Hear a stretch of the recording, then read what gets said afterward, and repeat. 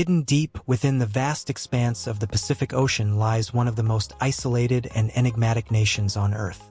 Nauru, a tiny island nation, holds a story full of stark contrasts. From once being the wealthiest country per capita to becoming one of the least visited and most impoverished places on the planet. This small, largely forgotten island has experienced a meteoric rise in wealth followed by an equally dramatic fall, shaped by environmental devastation, resource depletion, and political corruption. Despite its small size and isolation, Nauru's history is one that captures the imagination and serves as a cautionary tale of unsustainable practices. In this video, we'll uncover 10 surprising facts about Nauru that will leave you astonished. We'll explore everything from its unique lack of a capital city, to its devastating obesity epidemic, to the consequences of its phosphate boom and bust. By the end, you'll know far more about this forgotten island than most people ever will, and you'll discover why the final fact will leave you utterly speechless. Before we dive into the remarkable story of Nauru, don't forget to hit that subscribe button and join World Marvels for more awe-inspiring and eye-opening stories from across the globe. Let's get started. 10. No official capital. Imagine a country without a capital city. While this might seem almost impossible, Nauru is one of the very few nations on Earth that lacks an officially designated capital. Instead, it has what could be called a de facto capital Yaren, a district on the southern coast of the island. Yaren functions as the island's administrative hub, housing Nauru's most important government buildings, including the parliament, embassies, and the only international airport. Despite this, Yaren is far from a bustling metropolis or a formal capital city. This lack of a traditional capital is reflective of Nauru's unusual situation. At just 21 square kilometers, the island is small enough that there's little need to concentrate political power in a specific city. Yaren lacks the infrastructure, population density, and landmarks typically associated with capitals. There are no gleaming skyscrapers, busy business districts, or iconic monuments. Instead, Yaren is a modest area composed of small communities that serve the administrative needs of the country. The absence of a formal capital city might sound strange, but for a country as tiny as Nauru, it makes sense. In a place where everything is close by, having a singular center for government operations isn't necessary. Still, it stands in stark contrast to the towering capitals of other nations like London, Washington, D.C., or Tokyo, making Nauru one of the most unique countries in the world. 9. No military forces. Another surprising fact about Nauru is that it has no standing military force. In a world where nearly every country has an army, navy, or air force, Nauru remains entirely unarmed. With a population of just around 12,000 people, the costs and logistics of maintaining a military would be an impractical burden on the nation's resources. Instead, Nauru has relied on a long-standing agreement with Australia, which takes responsibility for the island's defense. This reliance on foreign protection is not uncommon among small Pacific Island nations. Tuvalu and the Marshall Islands, for example, have similar arrangements with larger nations. Nauru itself has a small police force that handles local law enforcement, ensuring peace and order on the island. But when it comes to external threats, Nauru depends entirely on Australia's military capabilities. While the absence of a military might seem like a weakness, it also speaks to Nauru's peaceful history. The island has largely avoided conflict, and its geographic isolation has kept it away from the turmoil that has engulfed other nations. In many ways, Nauru's pacifist nature is a reflection of its small size, remote location, and focus on internal rather than external affairs. 8. One of the world's least visited countries. Nauru is among the least visited countries on Earth, with fewer than 200 tourists stepping foot on its shores each year. Despite its idyllic location surrounded by the clear blue waters of the Pacific and tropical landscapes, this tiny island remains off the radar for most travelers. The primary reason? Accessibility. Nauru is served by just one airline, Nauru Airlines, and flights to and from the island are limited and expensive. There are only a few flights each week, and the sheer difficulty of reaching Nauru makes it a challenge for even the most adventurous travelers. Beyond the logistical challenges of getting there, Obtaining a visa for Nauru is no small feat. The island has strict visa regulations, and very few countries have embassies that can assist travelers. As a result, fewer than 15,000 people have ever visited Nauru, making it a destination that few will ever see in their lifetime.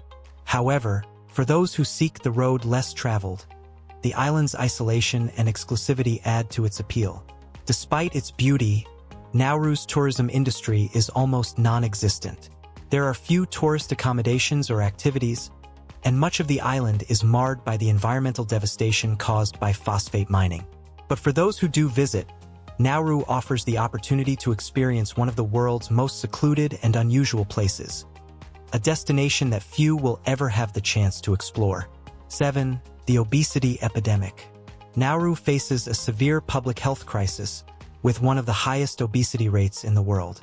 Approximately 80% of the population is classified as overweight, and nearly 40% of Nauruans suffer from diabetes. This health epidemic has its roots in both cultural practices and historical events that have shaped the island's diet and lifestyle. In Nauru's past, being overweight was often seen as a symbol of prosperity and success. Large bodies were considered a sign of wealth and affluence, and this cultural norm influenced the behaviors of the population. However, as Nauru's economy collapsed and its once fertile land was ravaged by phosphate mining, the island became heavily reliant on imported, processed foods. These foods, high in sugar, fat, and calories but low in nutritional value, have had a devastating effect on the island's health. The introduction of sedentary lifestyles, coupled with poor dietary habits, has worsened the situation. Today, many Nauruans suffer from complications such as heart disease, diabetes-related amputations, and other serious medical issues. The government has made efforts to address the crisis, but combating such widespread health issues remains a monumental challenge for the island. 6. Once the richest country in the world. It may be hard to believe, but Nauru was once the richest country on Earth on a per capita basis. In the 1970s, the island's phosphate reserves, which are made from seabird guano and are incredibly valuable in agriculture, generated an immense amount of wealth for the country. Nauru's phosphate was highly sought after, and by 1975, the island's per capita income had reached an astounding $76,000, equivalent to over $400,000 in today's dollars. At the time, Nauruans were wealthier than the average American, and their standard of living was among the highest in the world. During this period, the government provided nearly everything to its citizens. Healthcare, education, and even housing were free, and there were no taxes. Luxury cars like Cadillacs and Land Rovers cruised along Nauru's few roads, and many Nauruans traveled the world, purchasing properties and enjoying extravagant lifestyles. However, this golden era didn't last. The phosphate reserves were depleted much faster than expected, and Nauru's wealth evaporated almost as quickly as it had appeared. Today, Nauru stands as a cautionary tale of what can happen when a country relies too heavily on a single resource. The island's rapid rise and fall serve as a reminder of the importance of sustainability and long-term planning. 5. A short drive around the island. Nauru is so small that you can drive around the entire island in about an hour. The island's road network is just 30 kilometers long, forming a loop around its perimeter. With only a few cars on the island and a single gas station, traffic is nearly non-existent. The roads are basic, but they're sufficient for the island's small population. In addition to its limited road network, Nauru also has a 4-kilometer-long railway that was built to transport phosphate from the mining areas to the coast for export. While this railway was once a vital part of the island's infrastructure, it is now mostly unused, a relic of Nauru's once thriving phosphate industry.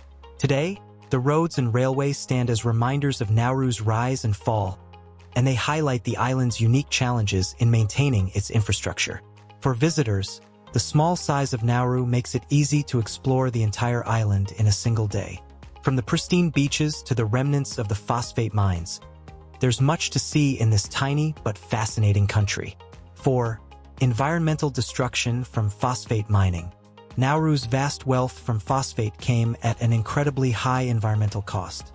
Decades of phosphate extraction devastated the island's landscape, leaving large parts of Nauru barren and uninhabitable. The once fertile land was stripped away, replaced by a desolate and rocky wasteland full of craters. Today, the environmental scars left by the mining industry are still visible across much of the island. In the 1960s, the environmental destruction was so severe that Australia even considered relocating the entire population of Nauru to another island. While this plan never came to fruition, it highlights just how bad the situation had become. Efforts to rehabilitate the land have been slow and costly, and much of Nauru's interior remains unusable for agriculture or development. The island's story serves as a warning of how unsustainable resource extraction can lead to long-term ecological damage. Despite the government's efforts to address the environmental destruction, Nauru's landscape will likely never fully recover from the effects of phosphate mining. 3. A country without a capital. As previously mentioned, Nauru is unique in that it lacks a traditional capital city. While Yaren serves as the country's administrative center, it does not function as a formal capital. Yaren is home to government buildings and key institutions, but it lacks the infrastructure and prominence of a typical capital city. In most countries, the capital is a hub of activity, filled with landmarks, large populations, and significant political and economic power. Nauru, however, is too small to support such a city. With a population of just 12,000 residents, there is little need for a large urban center, and the island's administrative functions are spread across small communities. This lack of a capital city is just another way that Nauru defies convention and stands apart from the rest of the world. It's one of the many quirks that make the island such a fascinating place to study and understand. 2. The Nauru Regional Processing Center. In recent years, Nauru has gained international attention for its role in hosting the Nauru Regional Processing Center, a controversial detention center for asylum seekers attempting to reach Australia. Established as part of an agreement between Nauru and Australia in 2001, the center has been widely criticized for its poor living conditions and allegations of human rights abuses. Refugees who attempt to reach Australia by boat are sent to Nauru, where they are detained while their claims for asylum are processed. Many of these refugees have spent years living in overcrowded and unsanitary conditions, with little clarity about their futures. Human rights organizations like Amnesty International have called for the closure of the detention center, citing the mental and physical toll it has taken on those who have been held there. The detention center has drawn global condemnation and strained Nauru's relationships with other countries. While the facility has provided a source of income for the island, it has also brought unwanted negative attention to Nauru, complicating the island's efforts to rebuild its economy and reputation. 1. Economic collapse after phosphate depletion. The collapse of Nauru's phosphate industry marked the beginning of a long and painful economic decline for the island. As the phosphate reserves ran dry, so too did Nauru's wealth. The government's attempts to diversify the economy failed, and the island found itself facing mounting debt and financial instability. Corruption and mismanagement only worsened the situation, leaving Nauru in a precarious financial position. In a desperate bid to generate revenue, Nauru turned to offshore banking and other questionable ventures, but these efforts were largely unsuccessful. Today, Nauru is one of the poorest countries in the world, with few prospects for economic recovery. The island's tragic story of wealth squandered and environmental destruction serves as a cautionary tale about the dangers of over-reliance on a single natural resource. Nauru's history is one of extremes, from immense prosperity to devastating poverty, from pristine beauty to environmental ruin. What surprised you most about Nauru's story? Have you ever heard of or considered visiting this remote island? Let us know in the comments below. If you enjoyed this deep dive into Nauru's fascinating past and uncertain future, be sure to like this video, share it with your friends, and subscribe to World Marvels for more incredible stories from around the world. Thanks for watching, and we'll see you in the next adventure.